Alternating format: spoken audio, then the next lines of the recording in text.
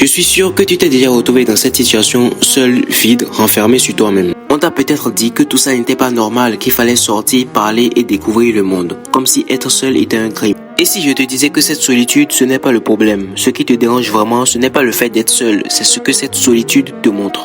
Réfléchis 2 secondes, et si la solitude devenait ton meilleur allié?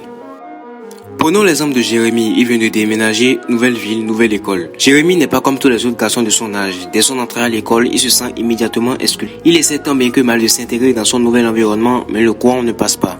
Ce n'est pas Jérémy le problème, ce sont les normes sociales. Personne ne te les explique vraiment, mais tout le monde les connaît. À l'école, il y a toujours des groupes, les filles populaires, les garçons cool, ceux qui s'habillent bien, les sportifs. Et puis, il y a les autres, ceux qui sont l'opposé de la masse. Si tu ne ressembles pas aux autres, tu es jugé, critiqué, mis à l'écart, tout ça parce que tu es différent. Les normes sociales ne punissent pas ceux qui sont faux, elles punissent ceux qui sont vrais et authentiques. Et c'est là que la solitude apparaît. Quand tu n'as plus rien à prouver, savoir tirer profit de la solitude, c'est s'éloigner de ce qui nous aurait détruit. Des faux rôles, des fausses appartenances, des versions de nous qui n'étaient pas sincères. Être seul, ce n'est pas être perdu, c'est être en train de se retrouver.